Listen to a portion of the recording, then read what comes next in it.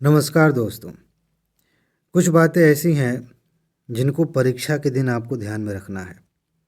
हमें से बहुत सारे दोस्त ऐसे होते हैं जो बड़ी मेहनत करते हैं, खूब अच्छी तैयारी करके जाते हैं, लेकिन कुछ ऐसी छोटी छोटी गलतियां परीक्षा के दिन कर देते हैं जिनकी वजह से पिछले साल भर की या पता नहीं कितने सालों की मेहनत है वो सब बर्बाद हो जाती है। बातें छोटी छोटी हैं लेकिन उनका असर बहुत बड़ा है। ऐसे ही कुछ बातें हैं, लगभग 4-5 बातें हैं। इनका ध्यान अगर आप रखेंगे तो आपसे वो गलतियां नहीं होंगी, आप आराम से प्रे निकाल पाएंगे। जिनमें सबसे पहली बात यह है, ध्यान से समझिए। आप शादी में नहीं जा रहे हैं, आप किसी फंक्शन में नहीं जा रहे हैं। मैंने देखा है एग्ज़ाम में कुछ लोग ऐसे होते हैं जो ऐसे कपड़े पहन के आते हैं, जैसा लगता है कि मतलब क्या ही माहौल है। ऐसा लगता है कि वो किसी शादी में आए हैं या उनकी खुद की शादी है। टाइट कपड़े पहने हैं, जूते चढ़ा रखे हैं, और आप जान रहे हैं कि मई जून में एग्ज़ाम जब हो रहा है तो उतनी ठंडी तो है नहीं, गर्मी का मौसम है, दिक्कत तो हो सकती है। तो इतना टाइट ये सब पहन के आने की क्या ज़रूरत थी? किसको दिखाना है यहाँ पर? और किसके पास इतना टाइम है कि वो देखे, और देख भी ले तो आपकी तारीफ़ करे, क्या बात है, कितने अच्छे लग रहे हैं। भाई एक दिन के लिए मिले हैं, कोई किसी का चेहरा भी याद नहीं रखता कि किसको देखे थे, कौन हमारे बगल में बैठा था। आपको सिर्फ इस बात का ध्यान रखना है कि जो कपड़े आप पहन रहे हैं शालीन है, ठीक है, शालीन कपड़े हैं, साफ़ सुथरे हैं, लेकिन कंफर्टेबल हैं, आरामदायक हैं। उनको पहनने के बाद जब आप बैठें 2 घंटे तक तो आपको दिक्कत नहीं होनी चाहिए। आप आराम से बैठें, उनकी वजह से आप किसी भी तरीके से अड़चन महसूस न करें, आपको अनावश्यक रूप से गर्मी न महसूस लगने लगे उस कपड़े की वजह से। तो ये सारी बातों का ध्यान रखिए। आप कंफर्टेबल कपड़े पहनिए और कोशिश करिए कि आप जूते पहनकर ना जाएं। स्लीपर पहनिए, सैंडल पहन लीजिए, लेकिन जूते पहनकर मत जाइए। क्यों कह रहा हूँ ऐसा? क्योंकि एक तो गर्मी की वजह से वैसे ही परेशानी है। जूते पहनने की वजह से क्या होता है कि आप अनावश्यक रूप से अनकंफर्टेबल हो जाएंगे, पैर में पसीना होगा और भी चीज़ें होंगी, तो उसकी वजह से फिर दिक्कत हो सकती है। उसमें भी कुछ लोग नए जूते पहन लेते हैं तो उनका अलग ही कमाल है कि पैर और टाइट हो गया और दिक्कत हो रही है। सबसे बढ़िया है स्लीपर पहन के जाइए, पैर में हवा लगती रहेगी, आराम से आप एग्ज़ाम देंगे। तो अपने शरीर को जितना आराम दे सकते हैं उस आराम को ध्यान में रखते हुए अपने कपड़े पहन के जाइए। ये चीज़ छोटी सी लग सकती है, लेकिन आप में से किसी ने इस चीज़ को फेस किया होगा ना, तो वो समझ जाएंगे कि क्या मामला है। कुछ लोग इतने टाइट कपड़े पहन लेते हैं, बेल्ट लगा लिए ऊपर से, पता चला कि गैस बन गई एग्ज़ाम के दौरान। अब क्या करें? अब वहाँ पैंट खोल के भी नहीं बैठ सकते कि थोड़ा ढीला कर लें, ठीक है? तो उसकी वजह से दिमाग वहीं चला गया। फिर कैसे एग्ज़ाम देंगे, कैसे क्वेश्चंस को हल करेंगे? तो बात छोटी सी है लेकिन बहुत इंपॉर्टेंट है। इसके बाद दूसरी बात करते हैं। बहुत सारे लोग अपने आप को बहुत बड़े तिस्मार खां समझते हैं, बहुत स्मार्ट समझते हैं कि अरे हमें पता है यहाँ पे सेंटर गया है, वहाँ पे ये दुकान है, वहाँ से हम एडमिट कार्ड निकाल लेंगे, इतना समय है हमारे पास। बहुत समय है? कुछ समय नहीं है। एग्ज़ाम के टाइम पर जल्दी जल्दी निकलने के समय कई बार ऐसा होता है कि कुछ चीज़ें हम छोड़ सकते हैं, भूल सकते हैं। हो सकता है कि ट्रैफिक की वजह से हम देर से पहुँचें, हो सकता है कि वहाँ आसपास कोई दुकान ना हो जहाँ से एडमिट कार्ड निकल सकता हो। तब आप क्या करेंगे? 1 दिन पहले, 2 दिन पहले ही आप एडमिट कार्ड निकाल लीजिए, उसे अलग किसी एक बैग में रख लीजिए, अपना फ़ोटो रख लीजिए, उसकी ज़रूरत कभी कभी पड़ जाती है, ठीक है? जो पेन आप यूज़ करने वाले हैं उसको थोड़ा चला लीजिए।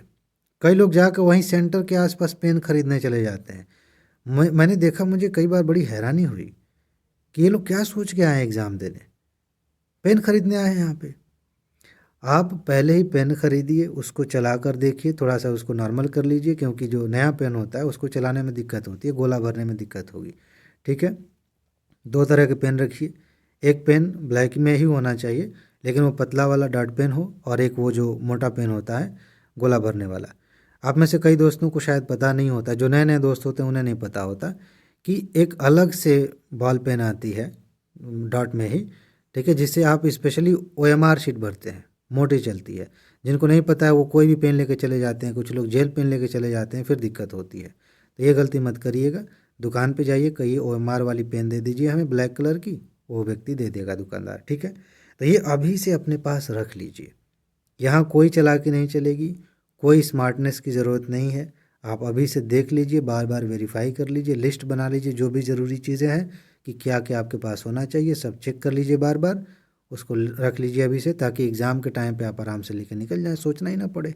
अभी टाइम है ना, अभी कर लीजिए। इसके बाद एक बहुत बड़ी चीज़ है जिसको लोग मिस कर देते हैं। कुछ लोग तो शर्म के मारे मिस करते हैं। मुझे समझ में नहीं आता कि यहाँ पे किससे शर्माना है भाई।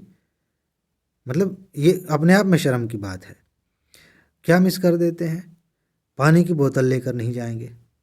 भाई हो सकता है कुछ सेंटर्स पर ऐसा होता है कि पानी की व्यवस्था होती है, लेकिन ज़रूरी नहीं है कि वहाँ हो। अगर हो भी तो हो सकता है कि बाहर आपको निकल के जाना पड़े, या कोई व्यक्ति अगर पानी लेके आ भी रहा है तो उस समय लेकर आएगा जिस समय आपको प्यास लगे, ज़रूरी तो नहीं है। और यहाँ पर बात प्यास की है ही नहीं। यह मामला प्यास से ज़्यादा इस बात का है कि कई बार क्वेश्चंस हल करते करते गला सूखने लगता है। वैसे ही गर्मी की वजह से तो वो अलग बात है, वो मामला है ही। ठीक है, तो आप पानी की बोतल अपने साथ लेकर जाइए। और जिस शरमाने की बात मैं कर रहा था, वो पानी की बोतल तो चलिए बहुत सारे लोग लेके जाते हैं, नाश्ते की व्यवस्था नहीं करते। मैंने देखा, आपने भी देखा होगा, सेंटर के पास कोई पकौड़ा बेच रहा है, समोसा बेच रहा है, खूब ठूस के खा रहे हैं वहाँ पे दोपहर में। कैसे सी का पेपर देंगे? खा के आए नहीं थे या टिफ़िन लेकर नहीं आए थे। चलिए खा के आ जाएंगे तब भी टिफ़िन लेके जाना। आप, मैं तो कहूँगा कि इसको कंपलसरी कर लीजिए कि आपको टिफ़िन लेकर जाना ही चाहिए। रोटी सब्जी, नॉर्मल रोटी सब्जी बना लीजिए, रख लीजिए, कितना टाइम लगेगा? अगर आप खुद से बनाते हैं तो इस बात की आदत हो चुकी होगी, आप बहुत आराम से अच्छे से। और कोई ऐसा नहीं कि बहुत ज़्यादा ऑयली बना लीजिए, कोई भी सिंपल सी सब्ज़ी बना लीजिए, रोटी रख लीजिए, सादा खाना रख लीजिए, बढ़िया कुछ मीठा रख लीजिए। ठीक है, हेल्दी। क्योंकि अगर आपने कुछ खाया पिया नहीं तो दिमाग काम नहीं करेगा।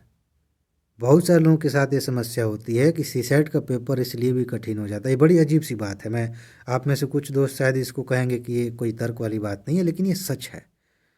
सीसेट के पेपर में वैसे ही आपको ज़्यादा दिमाग लगाना है, हैं? और उसमें भी कई लोग बहुत सारे डरे होते हैं कि पता नहीं कहाँ से क्या पूछ लिया। दोपहर में आपने कुछ खाया पिया नहीं, नॉर्मल जो मिल गया वही खा लिया, और जो मिल गया वो खा लिया, उसकी वजह से गैस बन जाएगी तो भी आपको दिक्कत है।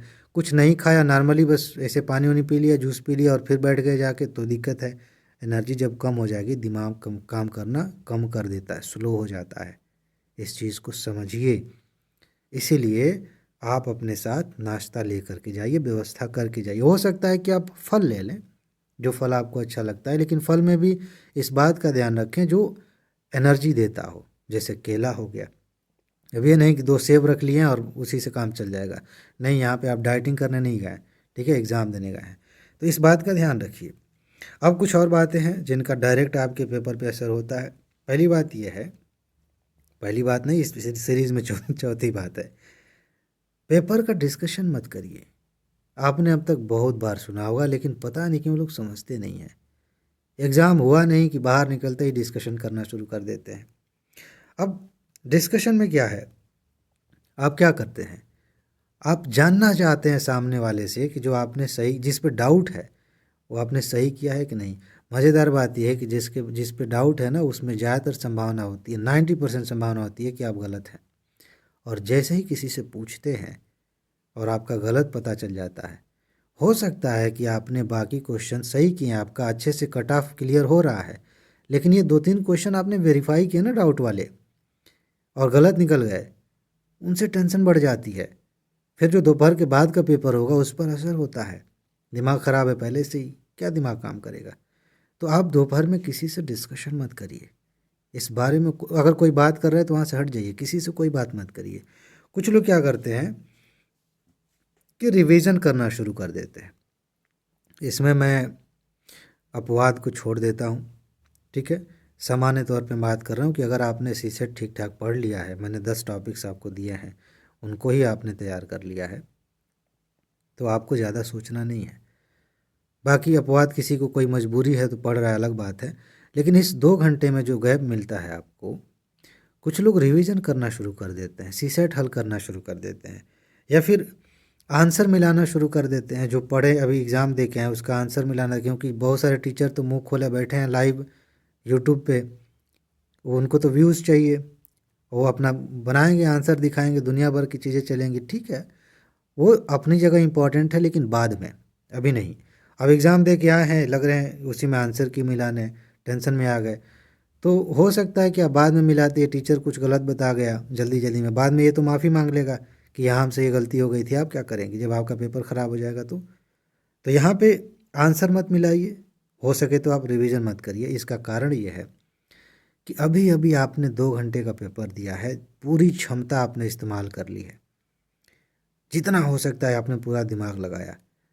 ये जो 2 घंटे का समय दिया गया है, इसको आप इस रूप में देखिए कि आप अपनी एनर्जी को रीस्टोर कर रहे हैं, थोड़ा सा और रिलैक्स हो रहे हैं, क्योंकि वही काम 2 घंटे फिर करना है।